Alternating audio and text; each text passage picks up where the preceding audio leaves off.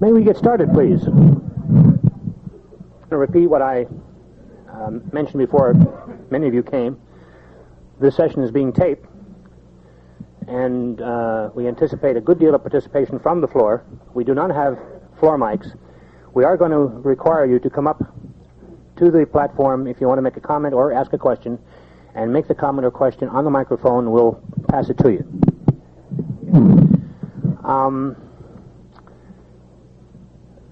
We are overjoyed at the size of the response. Thank you very much for coming. We're hoping to interest as many of you as possible in the field of caller training and to get you involved in the program to maximum extent possible. I would like to read to you again what the charter of our committee is. Let me read it to you. The purpose of the Caller Education Committee is to develop significant caller education standards, caller education criteria, caller coaching aids, and related programs that will serve to upgrade the effectiveness, improve the quality, and expand upon the availability of caller training throughout the entire square dance activity. To achieve this goal, the committee's efforts shall focus on two primary targets. First, curriculum application, and second, assistance to caller associations. Under each one of those, let me read what we have there. Under curriculum application, the committee shall regularly review the caller education curriculum recommended by CALLERLAB and, if necessary, restructure or expand upon its format. The committee shall develop realistic training guidelines and coaching standards for each curriculum subject. The committee shall promote and encourage the use of the recommended curriculum and its guidelines. Second, assistance to caller associations. The committee shall develop and provide guidelines for the operation and implementation of an effective caller training program. It shall, in addition, administer CALLERLAB's policy for providing to qualified associations financial assistance for the purpose of caller training.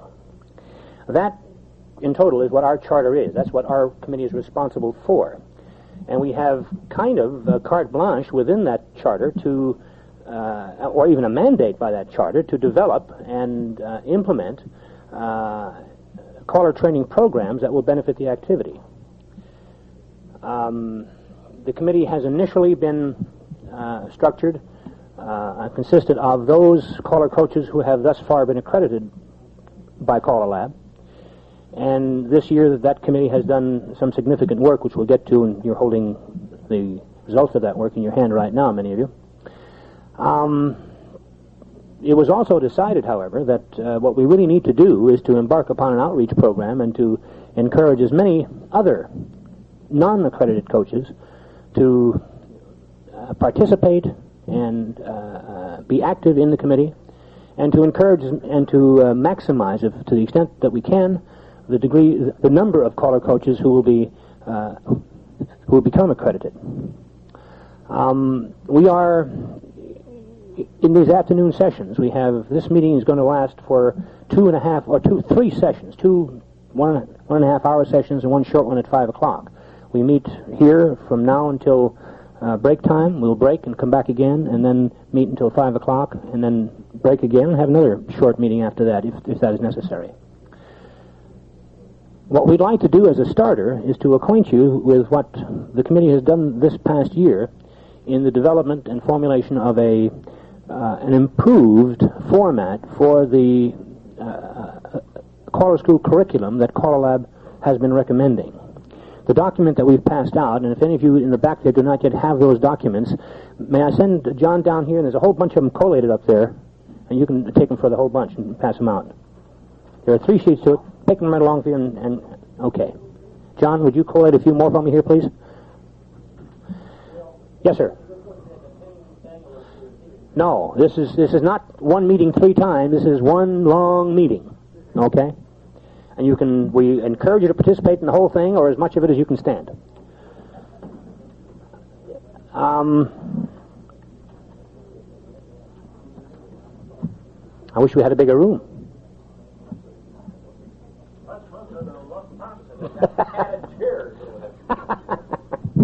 You know those Germans, they have everything right?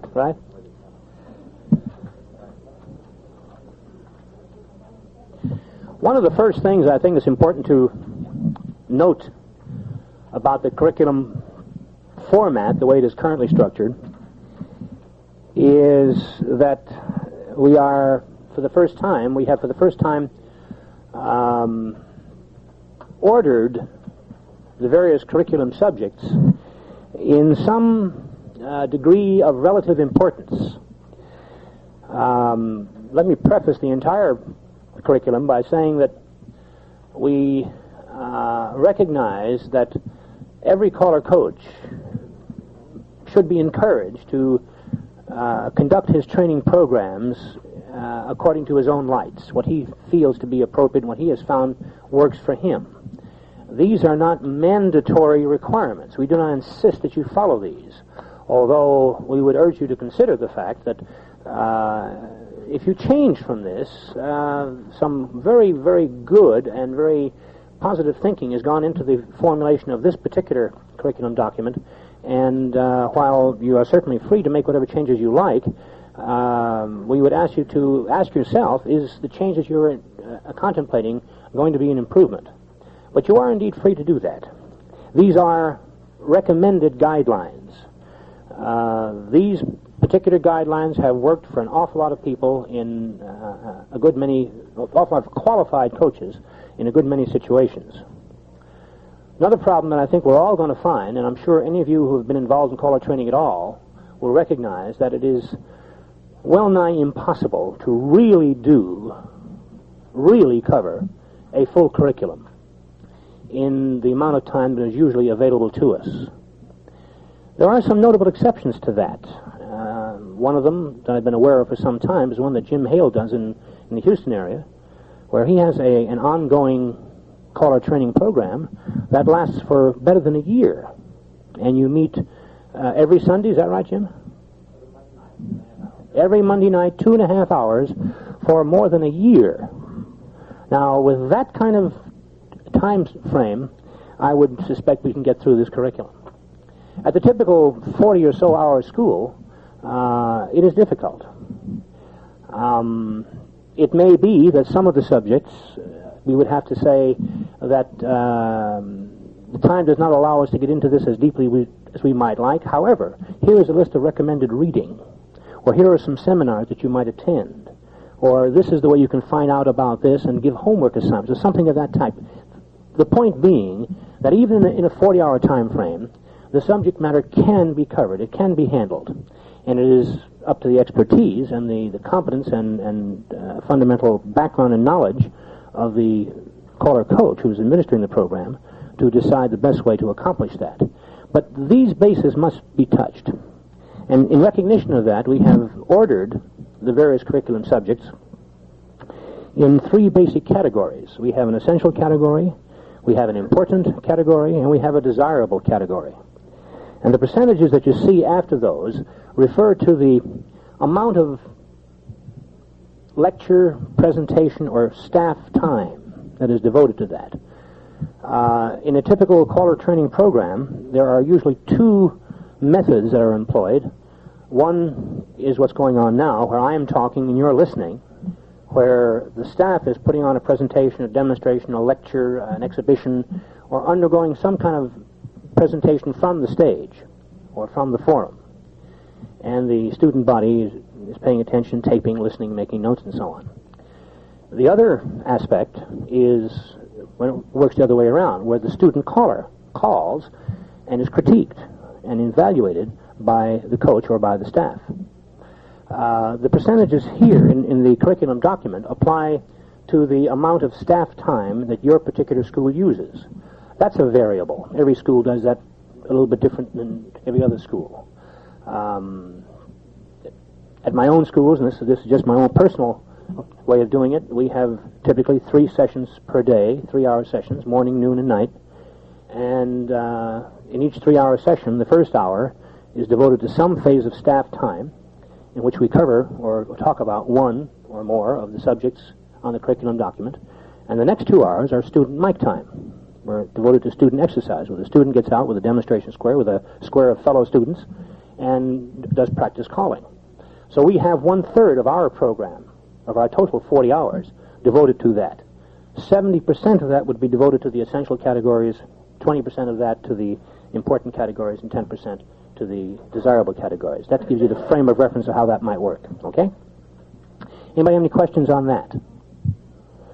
Would you like me to go through this, read them aloud, and get your comments? The purpose of letting you see these is to, first of all, let you know that this document exists. We are hoping to bring it to the Board of Governors at the post-Board of Governors meeting for their approval. If any changes are indicated by the results of this meeting, those are still possible. And we can talk about those, and we can take your input and your recommendations and possibly feed them in. So, unless there are questions, what I'd like to do is go through the various subjects. I think what I'd prefer to do is to read them and make some comments in addition to them. And if you have questions on each of the subjects as I read them, raise your hand and let me know what they are, and we'll see if we can address them. Under the essential topics, first is the mechanics of choreography. And what that refers to are the basic terminology and structure and relationship of the various elements, the mechanical elements that go into our choreography. What is a formation? What is an arrangement, and how do the two differ? What do we mean by sequence? What do we mean by partner relationships?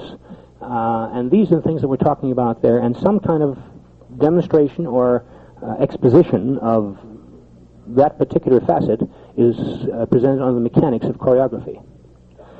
Under methods of choreographic management, what we're talking about there are the various ways in which we as callers handle the choreography. How do we control? What control do we exercise? There are numerous methods. Some people read cue cards. We hope we don't teach that at caller school, but that's a way of managing your choreography. There's a mental image system. There is a modular system, a get in, a 0 or 2, a conversion or 2, and a get out. There is a sight calling system. These are the methods of choreographic management, and we recommend that in this curriculum that at least one of those methods be taught and described and presented to the student body. We have an interesting comment here. Let me just read that. I think it might be interesting. Explanation of the methods of choreographic management to include memory, modules, mental image, and sight with detailed training and guidance in at least one method. Training includes formation awareness, formation management, and resolution. And while CALLERLAB recognizes the importance of memory, module, and mental image in many situations, the sight method is recognized as the most versatile and effective method available at this time. Now, that's a statement of preferred methodology that we're using here that we agonized about for a very, very long time. I'm very curious to know if any of you here have any problem with that. CALLERLAB's making a statement. We're saying that we recognize the importance of the others, but we also recognize that in many situations, sight is recognized as the most versatile and most effective method currently available. Yes, sir? Gotta have you do that, guys.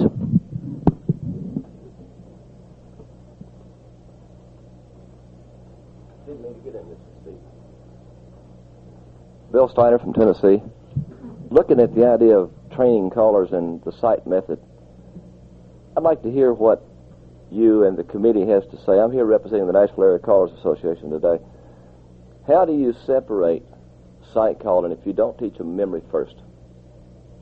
They've got to remember who's what in a square. Physical makeup's got to start. You've got to remember where that beginning is in order to know where you're going at the end. Question? Again, here I can only answer what we do at our schools. The first statement we make in teaching sight is by making a statement. If you think that sight calling is going to eliminate the responsibility, the requirement of memory, you're in the wrong place.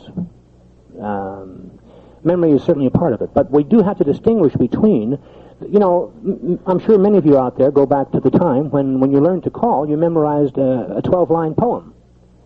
And you called it twice for the heads and twice for the sides. And you never varied one line. Matter of fact, you worked very hard on polishing up the rhyming so that it would rhyme properly. And you said it the same way every time. It was a strictly memorized piece of work. And embedded in that memorized poem that you learned was a particular piece of choreography that we were anxious to display to our dancers. If you forgot a right and a left through, or a pass through, you were dead in the water. But that was the way many of us started to call. Matter of fact, in those days, if you learned the way you became a caller is you memorized 8 poems. There was 1 poem for every tip. If you knew 8 tips, you could call a whole dance. And that kind of memory calling is still used in many, many situations. And even sight callers. Another thing we have to define here is that in a typical school, I find that most competent coaches will say that no one calls one system exclusively. And matter of fact, in our school, we define what all the other systems are, and to some extent even demonstrate the other systems, and then tell why we feel that a method in which the sight calling method is the preferred method, is the dominant method, supported by memorized choreography, a certain amount of modular choreography. Very few callers call strictly by sight. Most guys will have a few memorized gems that they will use. They are able to resolve, however. They memorize certain combinations of calls that put dancers into certain formations or certain arrangements or achieve a particular choreographic effect. And beyond that, when they're ready to resolve, they will then use a sight calling resolution method to bring the dancers into a particular dancer setup, a particular formation, a particular arrangement, a particular partner relationship or sequence relationship from which they have either an automatic element left or an automatic right and left grand or some memorized get-out module that will work in that particular situation. That's the way most guys call. And we will then develop that. Don Beck had his hand up.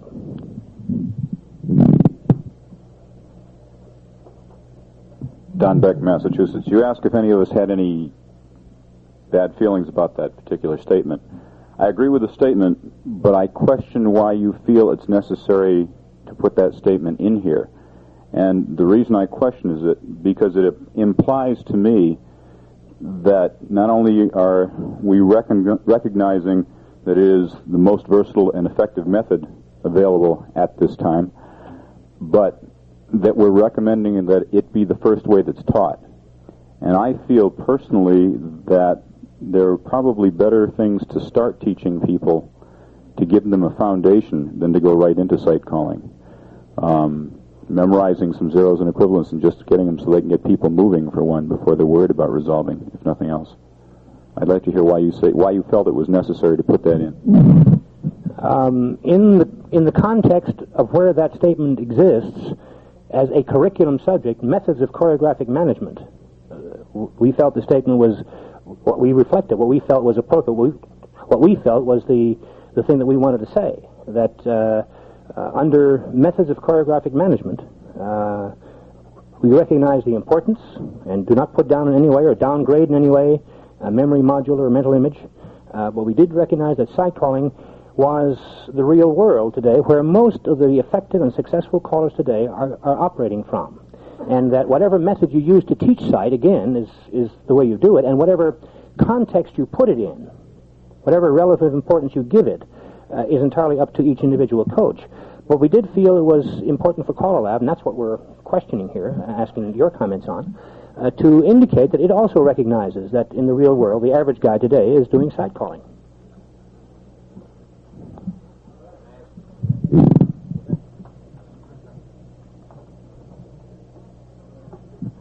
Darrell Clendon in Oregon.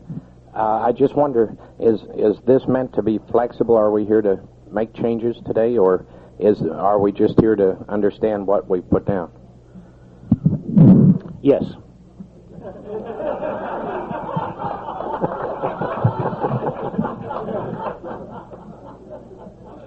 John, please.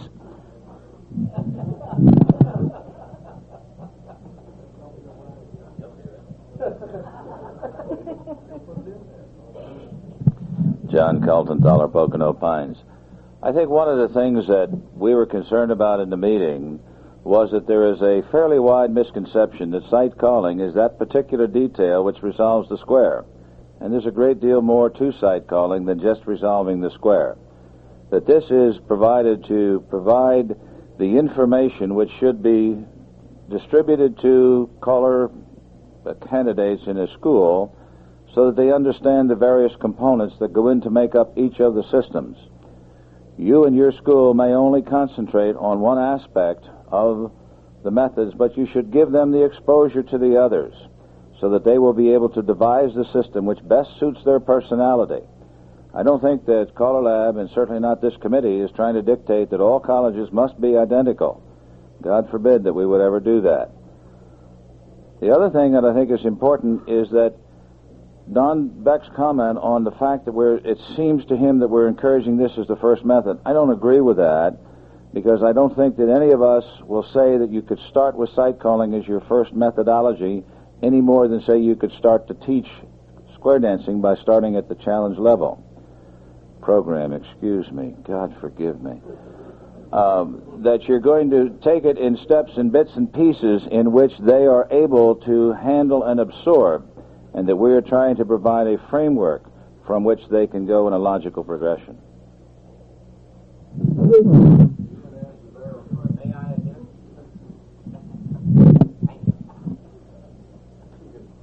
Yes, Darrell Clendenin, once again. What I'm asking is, I know and I understand all of the work that went in on this document. All I want to know is the reason that we're here today in this group. Is it to make comment and possible changes on this document before acceptance? So everybody here understands that we're not just here to justify what's been done ahead of today. We do want the input. We want to know what you feel about it, and if you don't like a comment, I think that you should feel free to say so and get it out. Okay? Darrell was one of the committee that helped put this together, and it might just clarify the situation. The note I've made down here is possible change, sight calling, to indicate it's not the first to be taught. So this is not casting comment. We're looking for input to see, and that was a very valid comment that Don made, and I've noted it, and we're going to be talking about that. I don't think we're going to be able, in a group this large, to come up with a final, to do the wordsmithing, to do the final thing. We're looking for the sense of the feeling of the group here, and that's exactly what we're looking for and hope to get from it, and we'll make whatever changes the group feels to be appropriate, or we'll certainly take them under advisement. And that's, we're looking for the input. We don't want this to be a closed meeting at all. And Darrell's comment about please come up and make your feelings known, we do want to hear them. That's exactly what we're all about. Let's move on. Under music, training and guidance on how a caller uses music in both patter and singing call presentations, with emphasis on rhythm, melody, harmony, metering, phrasing, tempo, and record selection. Anyone have any comments about that? Mr. Ledger, I didn't think I'd get away with you. Yes, sir, please.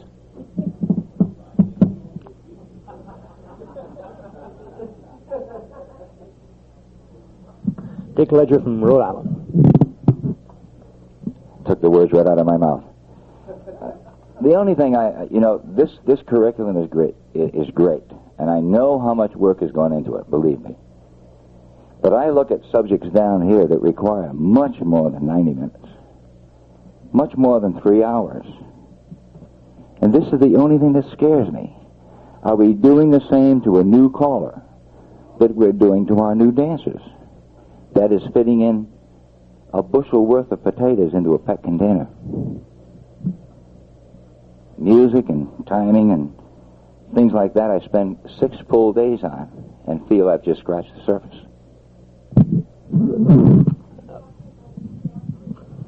Yes, that's what the comment I'm going to make.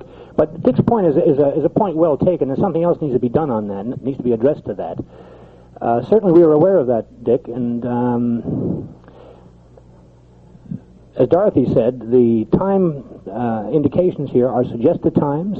If you can take 6 days on any one of these subjects, we urge you to do that. We encourage you. We want you to do that, and we have and maybe a statement needs to be in there. If you can do that in our preamble somewhere, by all means, we encourage that. The reality, however, and we have to cope with that, is that most of us in the caller coaching field do not have the luxury of 6 days. As I said, Jim Hale's program down there is the only one that I know of, and possibly Dick's program. But see, Dick, if I understand the way your program works, Dick, you give the 6 days in the music, and we cut out some of the other things, because we're all putting relative importance on them. Well, that's exactly the thing we're talking about. If you can find the right amount of time, if you can find the students who will come to you for that long, if you can find the students who will pay you to make it worth your time to do that, and let's not look at that and say that's not the way it ought to go. Most of the guys who are in an association-sponsored program, where you can indeed, and that's, by the way, Jim Hale's arrangement in that to it. That's an association-sponsored program. If you can get an association to sponsor where you don't have the time frame problem, that's marvelous. If you can decide that we can go for a full year and give each of these curriculum subjects the amount of time that it really deserves, and no one's going to disagree with you, we encourage you to do that. But even there, you're going to have to start prioritizing, and some subjects are worth more time than others. Would you not agree that any conversations about, or any presentations, or any coverage in the caller's school about the role of the caller's partner is going to take less time than some of the other subjects that we're dealing with in this curriculum? Well, you're going to have to start making those kind of quantitative and qualitative decisions. And you do that on your own. These are recommended guidelines within the framework that we have found to be the most average in the field today. You had a question, sir?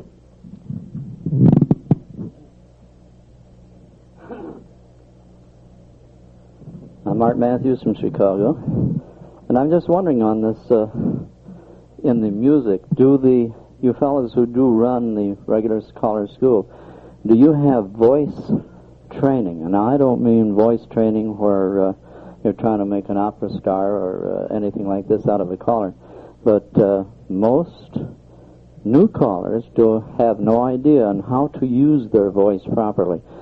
So would you consider including in that music caller voice coach? Do you have that back a little farther? Okay, thank you. And incidentally, some of the coaches in the business today, some people that you know very, very well, are very, very accomplished and have recognized training in the musical field, and some have recognized training as vocal coaches, and to the extent that each of us has expertise in each field. But certainly voice training is covered under a separate curriculum subject. Teaching. I personally feel that the amount of time we've given here isn't nearly enough, and in wherever it is possible for me to extend more time in the teaching area, I certainly make that happen. But an examination of basic learning theory, effective teaching techniques, styling, timing, communication, and the importance of strict adherence to the approved CALLERLAB definitions. Any comments on teaching? Programming, the why and how of program decision-making from a single record or tip to an entire season, including multiple caller situations. We recognize that there's a programming function in programming an entire season, in programming a single dance, or programming a single tip, programming each routine within that tip. Those are all program decision-making functions, and all should be addressed in any caller school. Smooth dancing and body flow. Detailed analysis of the choreographic elements of square dance calls with an emphasis on body momentum, hand sequence, and availability, and the smooth transition from call to call. We have a commentary that says also see timing, and what that refers to is that it is recognized that timing, along with body flow and body mechanics, are two of the major elements that go into the sensation of smoothness in the square dance. There are really three. Timing is certainly one of them. The way the calls blend one into the other, the body flow and the body mechanics of the calls is another. And there's also a very hard to define kind of sensation of smoothness that you get. And the best way to describe it is the difference between dancing a grand square on phrase, starting with beat 1, where the dancers start on beat 1 of the 32-beat call and finish on beat 32, as opposed to starting in the middle somewhere. We all know there's a bigger high when a greater sensation of smoothness when we do that. Well, those are the three things, and they all kind of intermesh. They're hard to separate. Another thing I think needs to be borne in mind here, we see the job of a caller, all these curriculum items, as the analogy we use is a juggler with about 18 different balls in the air at the same time. And the secret of the success of that juggler is on the balance with which he keeps all those things going simultaneously. If he focuses on any one of those to the exclusion of all the rest, the whole act goes right down the tubes. So what we are looking for is that balance. You can't really see one unless you're in the context of the total overall curriculum. So always bear that in mind. Each of these curriculum subjects is seen in context with all the others. And one other point to make before I go on, and that is that this does indeed refer to presentation time. It is certainly true that in the times you spend with each individual student when he's on the microphone doing his student exercises, if there is a musical thing you want to work on with him, that's part of the music coverage in your school. If there's a programming thing, all of these curriculum subjects are also covered with each individual student one-on-one, which is the best learning process in the world. And so this is just for the presentation area. Okay? Let's go on. Voice delivery. Instruction on coaching the proper use and care of the voice with emphasis on breathing, enunciation, projection, rhythm, metering, pitch, and command. Timing. Demonstration of proper timing and the most common timing errors. Instruction in timing techniques for effective call delivery. Application of the approved CALLERLAB timing chart and the relationship between call delivery and dancer execution. Leadership. The basic responsibilities of a caller, leadership techniques and attributes, philosophy, human relations, attitude and motivation, benefits of participation in local, regional, and national, international square dance organizations. Under ethics, the importance of adhering to the CALLERLAB code. Those 10 subjects are considered to be essential. Those are, we also recognize that in a good many schools, the problem is going to be somewhere through the program you recognize, I'm not going to be able to get through all this and something's got to go. I'm going to have to cut something short. Well, these are recommended priorities. If something has to go, let it not be one of these. These are the really critical areas that we really feel are of number one paramount importance. No less important, certainly, but with a little bit less weight. Question? Yes, Jim.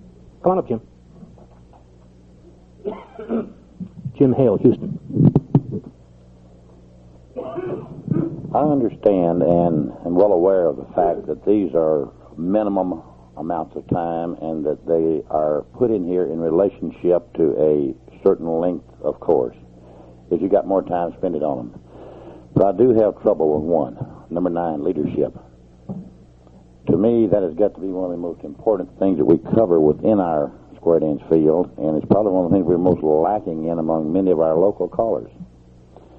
And I have trouble that this takes a priority less than timing, less than a number of these other movements here. Voice, delivery, several other items which are granted more time in your program, or larger time slot. I do have trouble with that one. That's not what I have trouble with the whole thing. Otherwise, I think you were looking at my program when you made this out. We note your comment. Yes, sir. Come on up. Sheldon, Lawrence, Kansas. Is this this time, is this per person, or if you have a group, per group? No, that's for presentation time. Per present? Presentation time. Okay. If we're going to do a presentation in a typical 40-hour school, 5-day school, on leadership, and we want to get all these subjects in, and we have to prioritize within that very narrow context, the recommendation of this document is that 30 minutes is what we appropriately might allow to leadership, and it is certainly not something that under any circumstances we want to cut out. That's the statement of this document. Bob Bunch, Pontiac, Illinois. Bill, I see the list of important things here, and I agree with them wholeheartedly. Has the group come up with any kind of a order that these would be presented to a new caller? I know in my group now, I work once every 2 weeks for 9 months, starting with new callers. So I have some time with them, they have time in between. But what do you present first? And in what order do you want to present these things in order to properly get the caller going, started? This document does not attempt to do that. Maybe it needs to. Maybe some other document needs to. This document is also seen as the forerunner or the prelude to what may at some point be a teaching manual for caller coaches, in which each of these curriculum subjects is developed further as to how the recommended methods of presentation might be. How do you teach music? How do you teach voice? How do you teach programming? How do you spend that 30 minutes or more on leadership? We have not yet done that. That's an enormous undertaking. That really is. It is, incidentally, seen as within the purview of this committee. If you recall what we say here, under the curriculum application in our charter, it shall regularly review the education curriculum, and the committee shall develop, not may, but shall develop realistic training guidelines and coaching standards for each curriculum subject. So in that sentence is embedded the responsibility this committee has. And we see this as a ongoing project over the years. This is not going to be something we're going to do in 1 year or overnight, but we see this as a project, and we hope to make this happen, which is another reason why we want to get as many of you guys involved. You know, if this is going to happen, I'll tell you guys, you're the one that's going to do it. You are the ones that's going to help make that happen. We see that as a very valuable need, some kind of a training guideline that says, this is point A, this is point B, and this is how you go about doing it. Always giving each guy the flexibility to do it within his own purview, within his own way of doing things. But a guideline is very appropriate for CALLERLAB to develop in that regard, and we hope to do that. But it's an enormous job, guys. If you think it's going to be like that, no way. This is why we want you. And if you're in here looking to get help, it's going to be the other way around. You're the ones going to give the help. I guarantee you. Under the important subjects, we have the business side of calling, which should deal with fees, taxes, record keeping, contracts, insurance, and the importance of good business practice and ethics for square dance callers. Under singing call techniques, training and guidance in the mechanics and presentation of singing calls to include memorized words or traffic patterns, interchangeability and improvisation of singing call choreography and showmanship. Sound and equipment, guidance in providing sound for square dances to include use and operation of modern public address systems. The caller's partner, the role of the caller's partner to include various ways to provide assistance and support to the caller, and the importance of a mutual understanding of their respective roles. History and heritage, an examination of the origins of the square dance activity and the importance of tradition in the development of modern square dancing and calling. Self-improvement techniques, information and personal guidance and self-evaluation, practice skills, home study techniques to include information about availability of resources such as calling texts, choreography collections, other study material, and training resources. The importance of clinics, seminars, and association activity. The importance of self-tape evaluation. Under the desirable topics, if you have time left over, one-night stands, rounds and contras. That noise the tape hears is the rustling of pages. Showmanship. That's a hard one to teach, guys. If any of you guys have a way of teaching showmanship, see me during the break and I want to know about it, because that's a toughie. That really is. Duties of an MC. Promotion and communications. We also take a step further and indicate at the conclusion of the course, it is desirable for the coach to meet with each caller and partner for a brief evaluation of the student's progress. The discussion may include a realistic appraisal of the student's strengths and weaknesses and specific suggestions for improvement, an honest evaluation of the student's short and long-term goals, and suggestion for continued training. It is often useful to solicit from each student an evaluation of the school and of its program, as well as suggestions about how the school may be improved. I never did read the preamble, and I think I should because I have a suggestion for changing it. Before I do that, though, let me go into the pie charts. These were developed by John Kaltenthaler, and there are 3 of them. Chart 1 covers the essential topics and shows you in pie chart fashion their suggested distribution in a typical caller school for the 10 hours of staff presentation that we see in a 4-hour program under the essential topics. We have a similar chart for the important topics covering 3 hours of staff presentation time. And we have 2 hours of staff time for the desirable ones.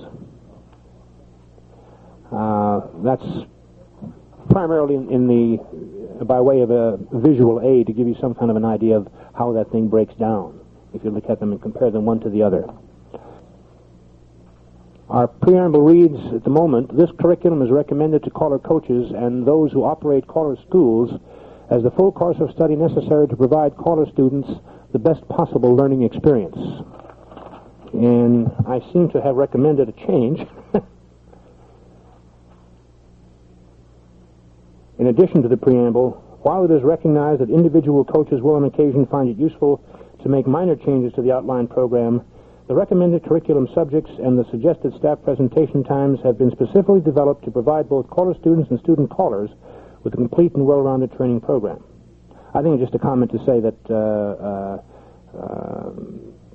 this has been evaluated by some very knowledgeable people as being effective for the context in which it is offered, and that if you do want to make a change, feel free to do so, but recognize that the change should, in your mind, really represent an improvement. That's essentially what we're hoping to offer to the Board of Governors at our post-convention meeting tomorrow afternoon for their approval, and if so, this will be the document that anyone who asks CALLERLAB for guidance in the field of caller training, this will be the first thing that they receive. This is the recommended distribution. This is the subject matter, and this is the distribution that we recommend. Let me also make one comment, and we'll see if we get any more comments from the floor.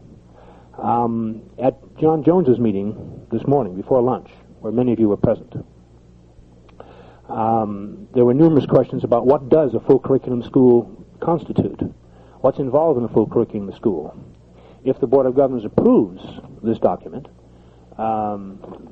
this will be it. This will be regarded to be the full curriculum school. And while, as the preamble will say, certain minor changes may be acceptable, we'll be looking, or John Jones's committee, if you apply for accreditation, we'll be looking to see how closely you've adhered to this particular recommended document. And this will be kind of the standard that will be used in that context. So with that, we entertain your comments, questions, suggestions, any other thing you might want to say. Yes, you do, Dorothy. That answer, by the way, is the one you're going to get from me anytime you try that. Dorothy Peeler, Martinez, California. I'm on my second class by myself. I did one in conjunction with another caller. But what I'm getting is callers who have already had a 40-hour course or a 50-hour course, and they did not get enough mic time. So I'm finding they don't need that many minutes on these topics. So how would you adjust this curriculum to callers that have had a course or two already?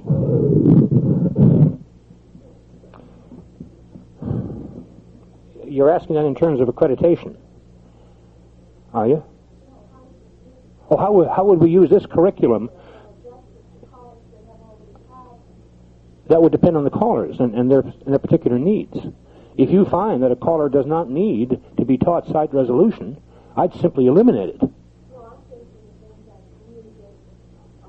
Well, whatever the subject, it makes no difference what the subject is. If in your judgment he needs no training, or he needs minimum training because he's already had it and he already has the expertise that he needs or that is required for him, or you see no way for him to improve, then you can simply, in your good judgment, eliminate that subject. That's your decision to make.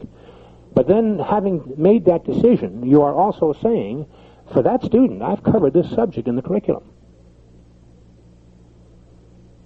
Another thing that should be brought out here, caller training occurs, it seems to us, in a variety of ways.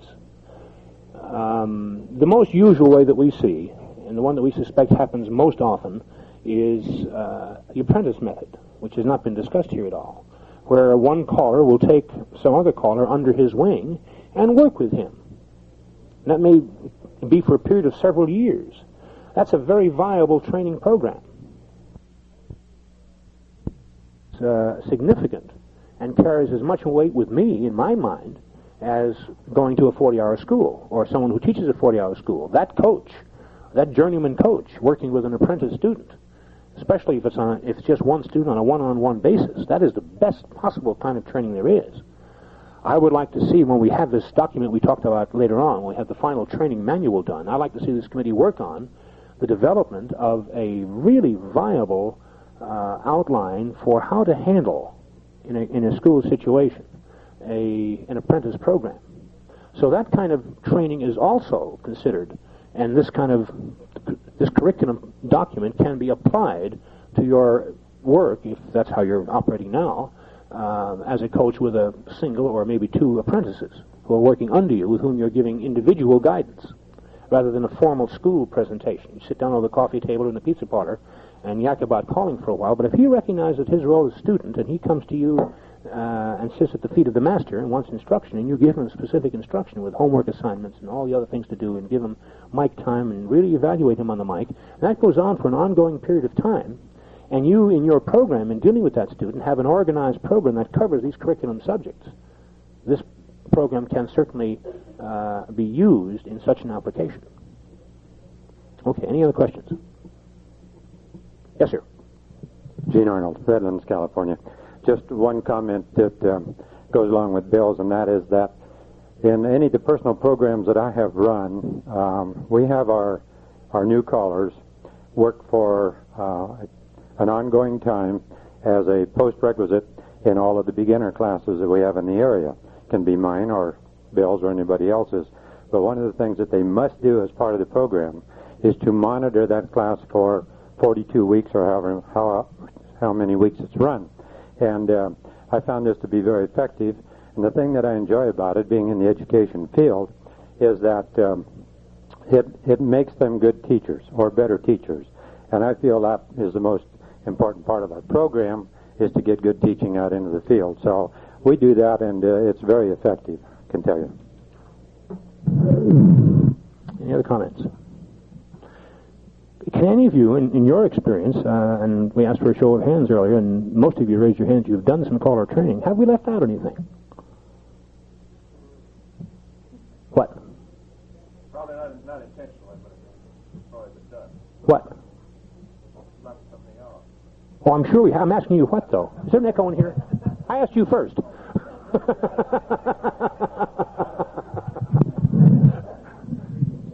John.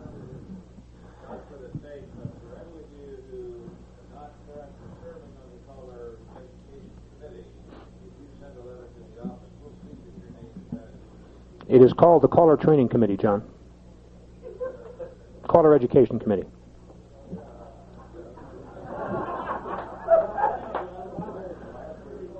Sauce for the goose, Kaltenthaler.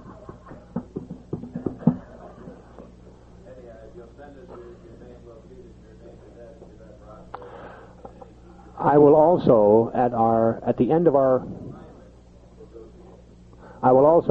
meeting this afternoon, after the next break, our second meeting, have a sign-up sheet if any of you are interested in working on the committee. And I guarantee you guys you're going to work. This is not going to be a rescue or something that you vote on once a year.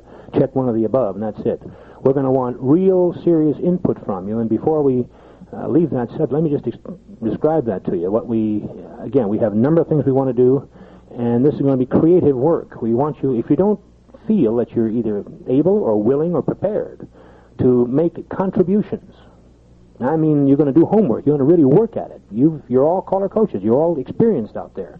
We want to get your input, and we want you to work and give us ideas of how some of these curriculum subjects are best taught in the kind of environment that we'll describe. And if you're prepared to do that, I would love to have you on the committee. I would want you on the committee, and I urge you to sign up. We'll have a sign-up sheet for you at that time. Here comes a question. I don't argue him, he's bigger than I am.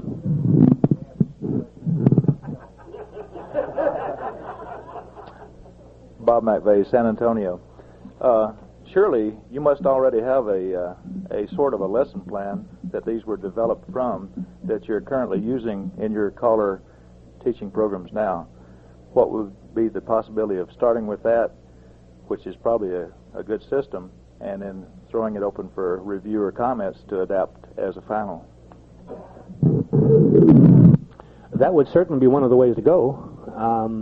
What we have discovered, in the reason that this hasn't been done before, is that if you put 5 experienced caller coaches in the same room, you're going to get 5 different windows on that project. And it is not impossible for those 5 guys to come up with a consolidated answer, but it is going to be difficult. It is not going to be an easy kind of a project. And that is exactly the process we're going to go through. But we're not going to limit it to just the ones who are now currently active. Certainly, all the accredited coaches who have been in the committee thus far are prepared and are willing. They're on the committee, and they have already expressed their willingness to share their expertise with the committee. What we want to do is to add your input to that as well. We don't want to be this exclusively ours, because in the first place, we seldom agree. We have to find some kind of common agreement. If you have any idea what it took to we had 11 guys putting just that document together, to coming to some kind of agreement with that. It's a very satisfying thing when we finally did agree. We're very pleased with that. We think we did a very yeoman piece of work. But it is very difficult to do. But that certainly is the starting point. We compare how you do it and how I do it and how he does it and how John does it and Frank does it and so on. And then how all you guys do it. And then we'll come up with a number of possible plans, and then we'll do some work on that. But we do want you to work on these things, guys. This is not going to be something, well, this is what the committee has put out. Do you like it or not?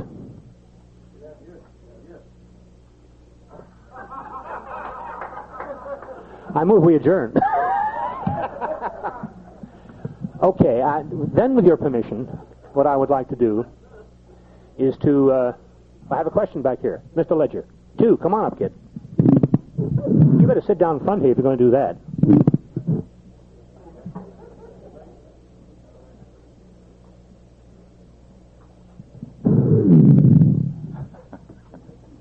Good God.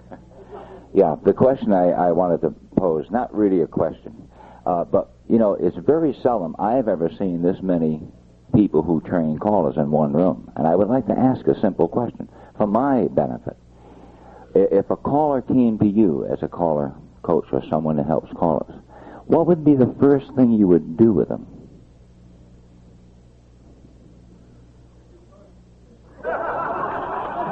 What would be the second thing you'd do with it?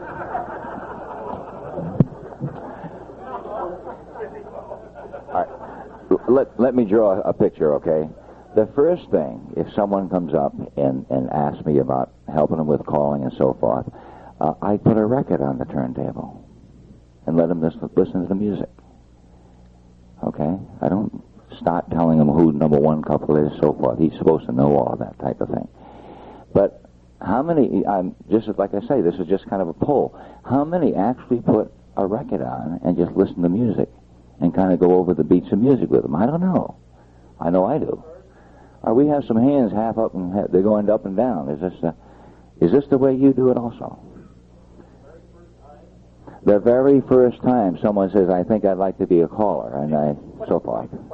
Okay, the point of my question is the music. To me, if the person doesn't have any idea of what the music is doing, there's no way in the world I'm going to start teaching them choreography. Okay? No. I'm thinking that they should have some type of an idea and having them count along with the beats of music. I see one hand going up. Great, thank you. I'm not alone. 2, 3, 4, 5, 6, 7, 8, 9, 10. Okay. So in other words, these...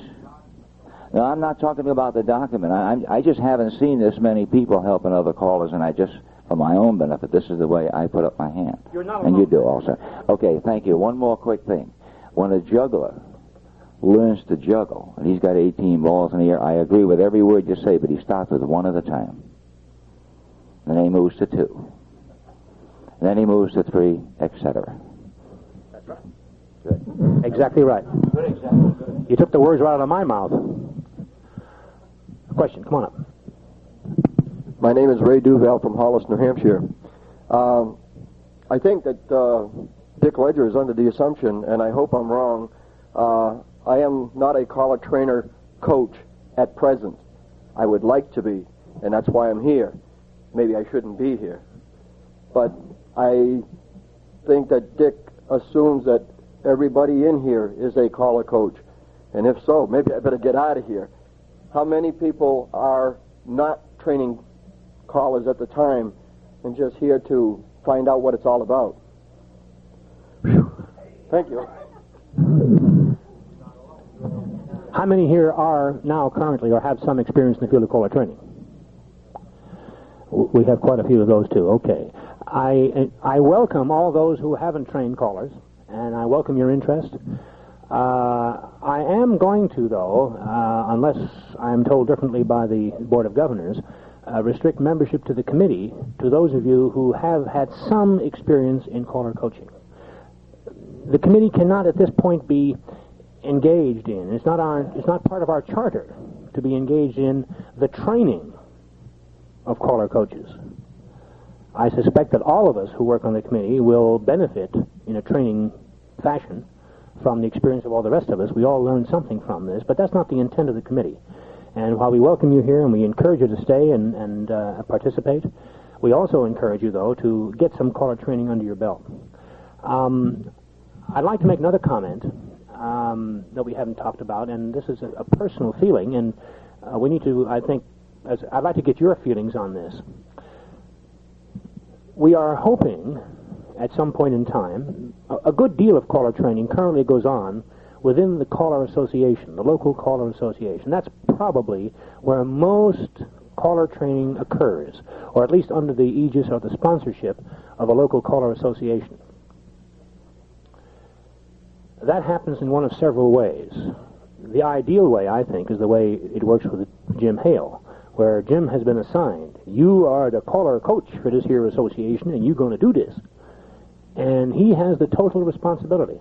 He is empowered with the responsibility to program that course, to decide how to do it, when to do it, and how to arrange it, and how to set it up, how to structure it. He makes all the decisions. What happens in very, very many cases is that is done by committee. The association decides, well, we're going to have a caller school. Okay, let's see. We got 13 members in this association. We got 21 subjects. Well, it means maybe we can have each one do about 2, right? So why don't you take the first 2, and you take the second 2, and you take the third 2, and it is done on that basis, and there's no continuum. There's no thread going through the entire school. That can be, in my view, that can be a danger, and is probably, as I see it, the worst kind of caller training that there can be. That's not to say that each individual member of an association does not have something to offer in a caller training program. But I find that in terms of the effectiveness of an entire program, that is frequently a very ineffective, very inefficient way of doing it. Do I have any comments from the floor on that? Any of you guys, any of you in a program now, or in your association is now engaged in that kind of program? Can I see a show of hands? Do you find it to be effective, or would you rather have it the other way, or what? I have a comment coming. Good. These are the ideas we want you to share, guys. This is what we're looking for. Now that we have their money, I'm Bill McVeigh with Atlanta Area Square Dance Scholars Association. We have several times have had a program whereby we have the callers to teach or to train associate members. And we find 2 things. First of all, we find it sometimes difficult to have your peers train you if you're very closely associated with a caller. Regardless of how efficient he may think you might be or are, he tends to doubt your ability to teach him anything.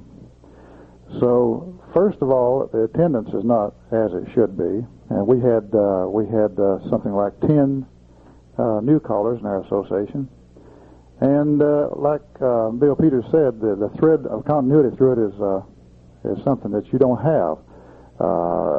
You don't have the dropping back and reviewing what happened the time before, as you would in a class of any other kind.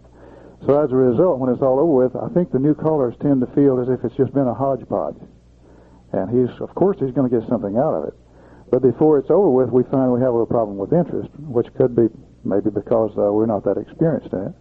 But I think it's more or less like Bill says. You don't have the continuity to keep these fellows going through it from the beginning to the end. Come on up. Bill Steiner again, Tennessee. What we're doing in the Nashville area, associate members aren't permitted into our association without a sponsor. That sponsor is responsible to that new associate member to give him the proper guidance. And I came in here today just to listen, really. But I see now that what the committee is trying to do, and I had a fellow work with me when I started the one-on-one basis to me, that's the best. I like to work one-on-one. I had a class of about 7, and we didn't set any time frame. Just kind of started out to see what the guys really wanted, and I think that's kind of where we are here. We're just past that point. But I think the sponsor idea, especially with an association, an experienced caller sponsors that associate into the association and gives him a curriculum to go by. Now, our curriculum is not set out as broad as this one. It's just an idea that you're going to be available to help that new associate.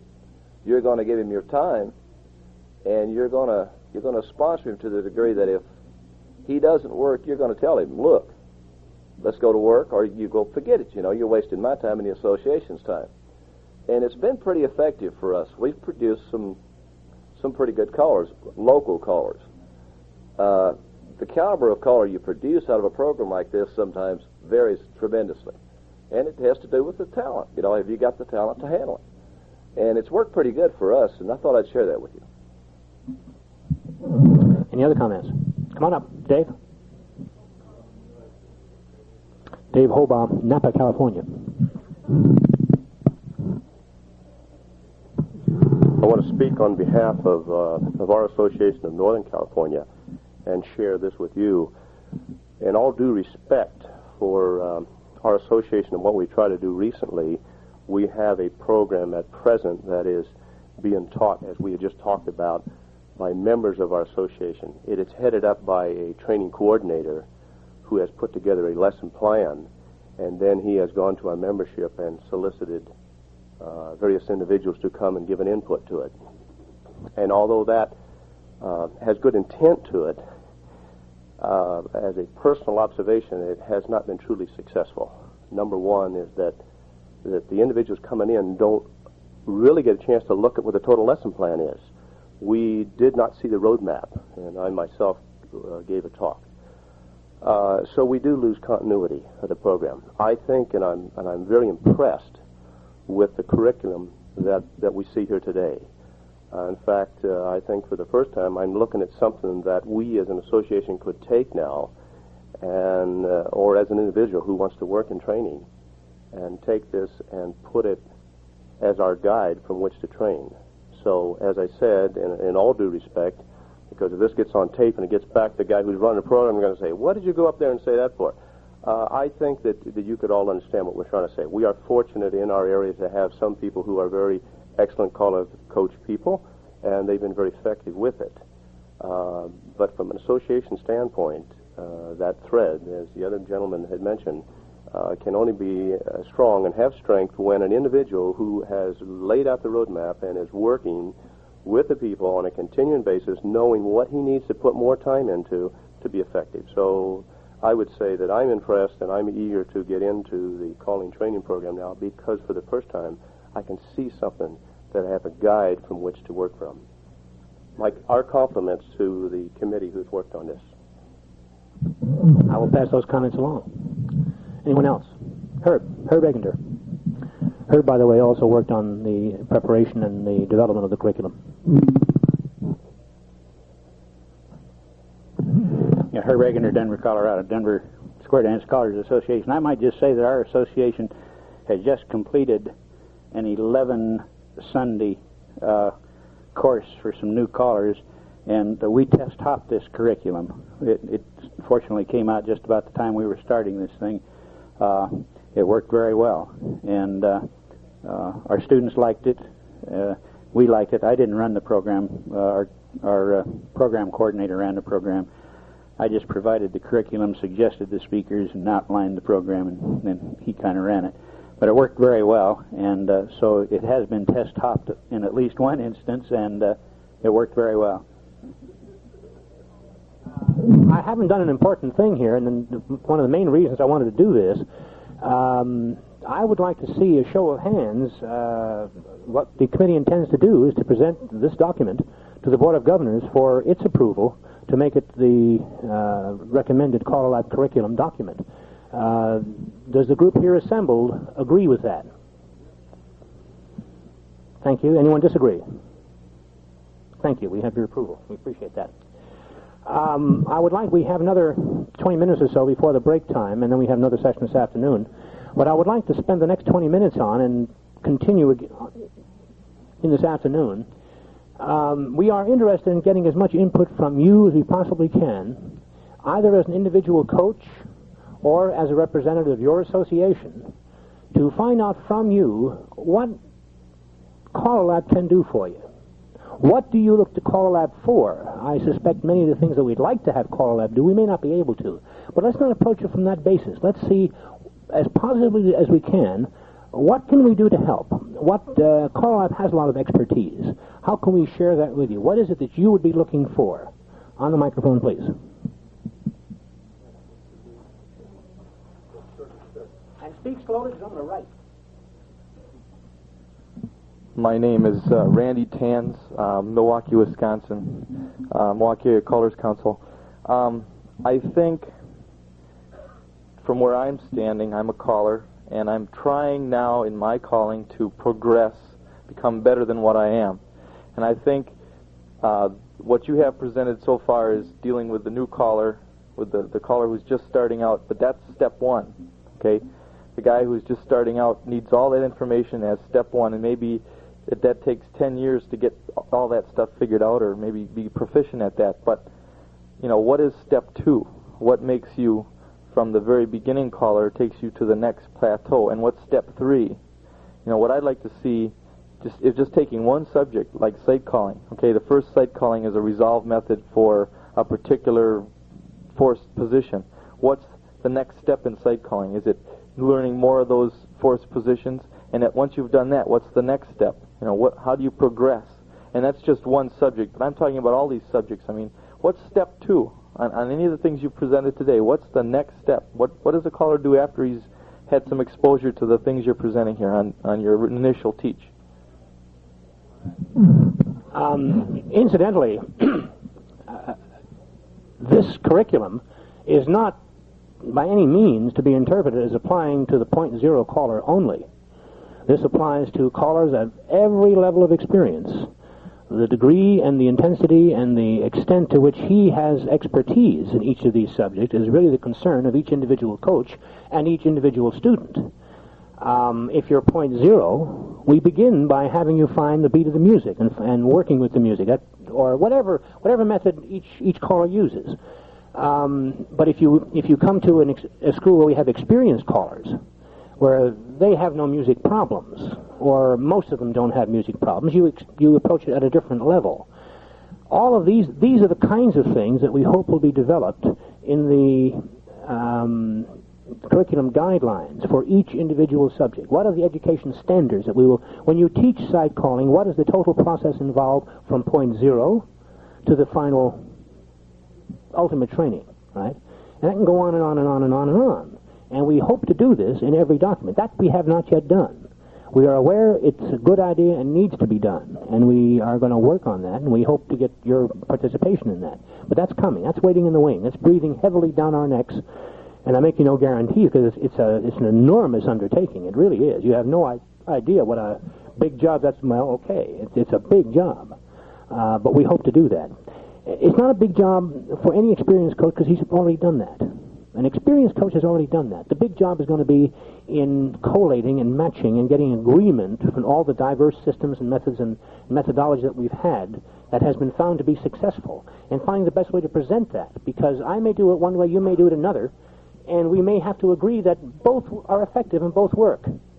But we're going to have to beat each other down for a while before we reach that conclusion. Well, that takes time. That's a time-consuming process, but it's an unavoidable one. It has to happen. And that's what's going to happen, but that takes a long time. But thank you for that. Anything? What can we do for you? We really want to know, as an association. Come on up. Carl Brandt from Fort Wayne. I'm a member of the state organization for Indiana. Some years ago, our association was about to already boot out about a third of the organization because the fellows didn't attend our meetings. I went about to see whether or not that was the way to go in getting some facts, and we found out these guys were all teaching on the afternoon we had our meetings. It didn't make sense. And they came back and said, how and why should we belong to your organization? What are you doing for us? So past presidents of the organizations got together, and we thought, how can we really help these individuals? So we went about having a note service to help many of the fellows that had a problem, but they're out in the boondocks someplace and couldn't get help even locally. So for the past 8 years, Bill, we've had this Indiana note service that I head up, and it normally is put out every quarter. And we try to assist the individuals that way, and I'm just wondering whether or not CALLERLAB couldn't have something similar to help the individuals throughout the country, because, as you know, we were there last year in Philadelphia, and here, a lot of fellows who were in Philadelphia are not here today, and they're missing out a lot of the stuff. We might get it on a tape, but can we assist those fellows that can't always be here? 2 questions, for instance, I have for this May presentation was based on some of the facts that we got out of our literature that said, I think through Legacy, wasn't it, they had their questionnaire, that a lot of people are saying we have taken the fun out of square dancing. So one of the questions I put to the 10 fellows that I mail out to our experienced callers within our association, and I asked for them to return on a self-addressed envelope that I send, and I compile those and put all these answers together, and we present it to the guys at the May meeting. But I would say, if you think that fun has been taken out of square dancing, how are you keeping fun in square dancing? And they'll all put their answer down. Now, of course, I may send out 10 and only get 5 or 6 back, because some of them maybe feel they don't have the time or something. Yeah, that's pretty good. Okay. Incredibly lucky. Second question I thought was interesting to have the fellows answer. How do you put enthusiasm in your calling? And things like that, I think, might have a place, Bill, if we had a committee. It wouldn't have to be yours, but the subcommittee that would be willing to share thoughts in your area. We may be helping the rural fellows in their calling just by a mailing thing, and it doesn't come just once a year. It can go out throughout the whole year. Does that make sense? Yes. By way of background, we have had, CALLERLAB has had, over the years, frequent suggestions. Why doesn't CALLERLAB publish a note service? Why doesn't CALLERLAB publish a trade journal, a technical journal? And every time that issue is raised, there is a very large hue and cry from a number of our members, very well-respected members, who would view that as CALLERLAB competing with its own. However, I've already made a note that that comment has again surfaced, that might be appropriate. I think the reason it hasn't happened in the past is that we haven't quite found the right format to allow that kind of thing to happen so that it doesn't compete. CALLERLAB is now in a position, if CALLERLAB were, for example, to put out a note service that has the typical trappings of the commercially available note service, or the note service that are published by many caller associations, certainly those of us who are in the commercial note service business would feel the impact of that, because coming under the CALLERLAB aegis, that would carry a certain amount of weight, and I'm sure many of the guys would feel that would be unfair competition.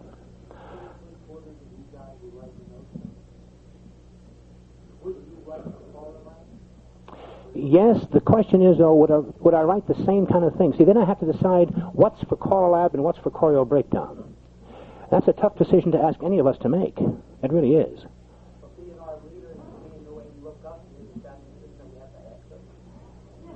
Sure, absolutely. No, you have a right to ask, and I'm going to request that down here.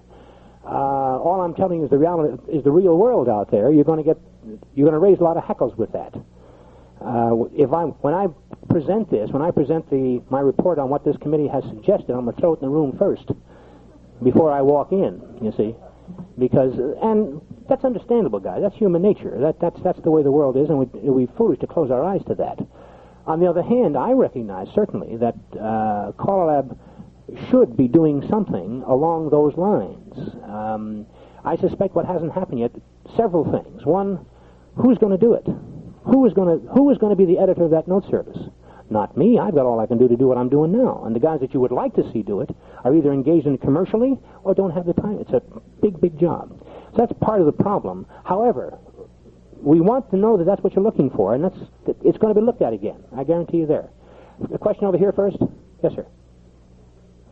Mr. I wondered where you were, Stan. Good Lord.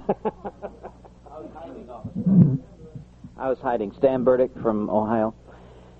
I think of an important part of this whole thing that would be helpful as this is circulated, as it soon will be after changes and so forth, perhaps suggested by the board and suggested by this group, is simply some guidelines on the types of schools and programs that there are. And we've already heard some valuable input already today. The idea of the Callers Association sponsoring, maybe just a few words about this as part of the document would help. We've also simply discovered from the 40 hours total, or whatever the total is, that we ought to have at least a 4 or 5 day if we're going to do it all in one stretch. That's sort of a criteria then that's beginning to emerge, which I think is important to stress. And then there are several other ways, and one of them is rather unique, and you may have experienced others like this, but a leading caller trainer, I would say, leading caller trainer, I don't think there's any secret to mention a name, but Walt Cole in Utah has a tape service, a caller training school by tape, which is unique, and I don't know of anybody else doing that. Is anybody else doing that? Sending, I think he has 20 or 25 subscribers around the country that are receiving this. They're giving him samples of tape of their calling and so forth, send it back. He does a critique and sends it back, and this sort of, Jim does that. Good. You see, so there are already several methods that have come to the front, and maybe kind of a judgmental thing, because this is somewhat judgmental. The fact that we've kind of highlighted site calling as perhaps the ultimate way to go is judgmental, and so maybe some degree of judgment could be put on these types of schools. And the input that we've had already from several has been that oftentimes the Caller Association sponsored course is perhaps not the best way to go. I think maybe a little statement like that could be said, or that could be upgraded in some way to have the thread of continuity throughout. I think that's valuable input, Bill, that should be worked in somehow to this document. And maybe there are as many as 5 different types of schools. We know about the schools where 10, 20 callers go to an outside of the area location, and you bring in leaders and they do the training. We have local situations, we have regional situations, and we have tape services and this sort of thing. And I'll stop there. Before you leave, Stan, did I understand you to say that you're suggesting that the association training program is not the best way to go, and we should make some comment to that effect here? Is that what I understood you to say? Only reiterating what has been said, that perhaps the local caller-sponsored series of lessons needs to be upgraded in some ways so that there's better continuity involved in it, rather than certain segments scattered for 20 weeks or whatever that don't have the thread of continuity running through them, a theme and developed by a person, a planning guide, the whole bit. Comment? Which McVeigh are you? Bill. You're the Bill McVeigh.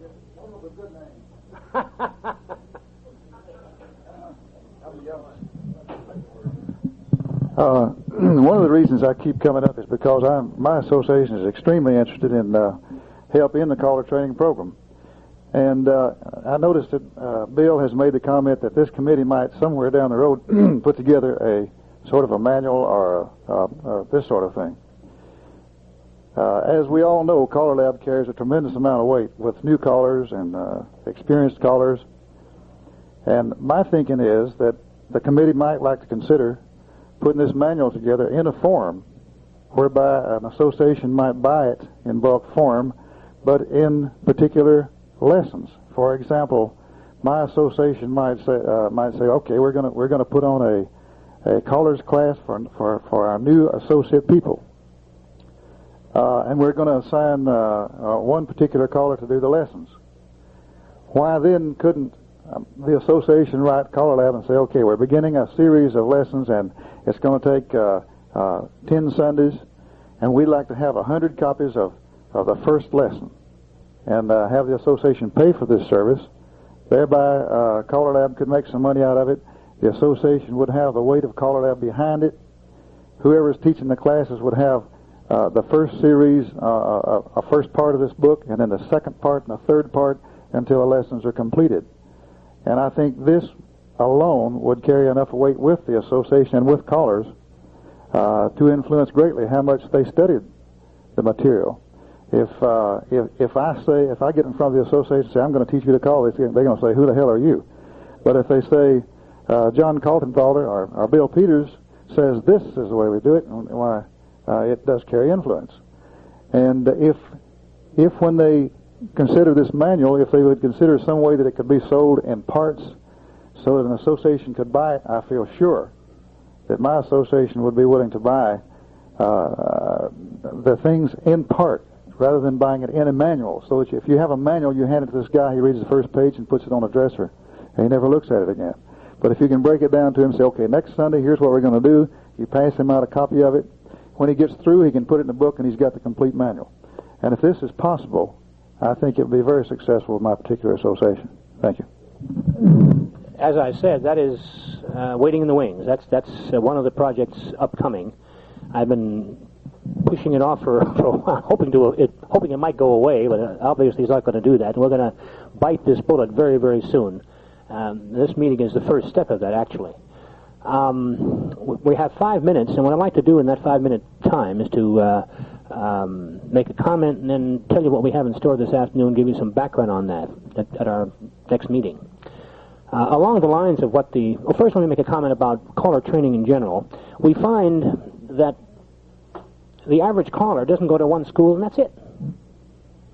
Or he doesn't go to an initial school when he's at point 0, and then maybe 3-4 years down the road goes to some other full-time 5-day school, and that's it. Caller training is an ongoing process. It goes on all the time and in a variety of ways. It has been the view of the committee up to now that all the methods of caller training that are currently popular, and those include the 5-day school, the home program, the apprentice program, the association-sponsored program, the commercially sponsored program that has one caller on staff only, or the program that has 4 or 5 callers on staff. All of these have a valid place in the overall spectrum of caller training. And we think here in CALLERLAB, one of the access that we have, the entree that we have to the greatest percentage of caller training going on is through the association. And one of the things that we're looking for is the way that we can help associations to develop better caller training programs. This curriculum document is certainly one effort in that direction. It is not used exclusively for that, but it is certainly applicable to a caller training program within an association. The various guidelines for each of the curriculum subjects, as I say, is something that will be coming up.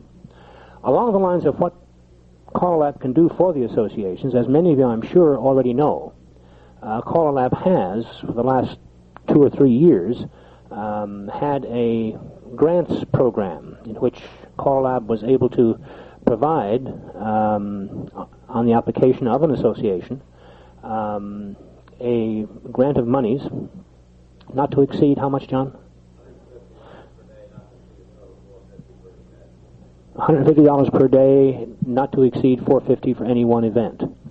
And the program involved where an association would apply for a grant in order to be able to bring in a visiting coach and pay or help to defray the cost of the particular seminar through means of a CALLERLAB grant. We have been budgeting about $2,000 per year for that. That, of course, is always subject to review every year when the Board of Governors approves its budget, but that has been the pattern thus far, and at the moment I think it's reasonably safe to assume that will continue for at least the next year or two. We need to have some guidelines and standards as to how that's been done. Several questions have arisen about that, and we want to get your input. We'll discuss that with you when we come back from our break at 3:30. Okay? We want you all to come on back, and we will, at the end of the session in the afternoon, have the sign-up sheet for you.